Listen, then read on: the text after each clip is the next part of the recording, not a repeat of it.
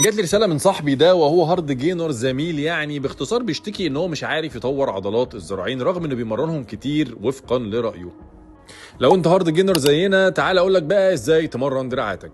طالما عايزين نطور عضلات الذراعين يعني هنركز على البايسبس والترايسبس. تعالوا نبدا مع بعض بالبايسبس. هنتمرن تمرينتين فقط في البايسبس. التمرين الاول هو البيهايند بادي سنجل هاند بايسبس كيرل، وده هنلعبه بالشكل اللي انت شايفه قدامك، وتقدر تلعب بالايدين لو انت عايز، لو عندك الكيبل الفي شيب. والتمرين الثاني هو الكيبل بريتشر كيرل اللي هو برضو في الفيديو قدامك ده. نيجي بعد كده للترايسبس وهنركز على تمرينين برضو. التمرين الاول هو الاوفر هيد كيبل اكستنشن بالمنظر اللي انت شايفه في الفيديو ده، والتمرين الثاني هو الستاندنج ترايسبس اكستنشن النسخه الاكستندد، ان انا بلعب بروب طويل او حبل طويل عشان احاول انزل لجنب جسمي عشان احاول اتارجت الرؤوس كلها اللي في الترايسبس. طب ركز معايا بقى عشان الكلام ده مهم جدا. انا كده قلت لك ايه التدريبات اللي انا بستخدمها كهارد جينر ومثبتها في الروتين التدريبي بتاعي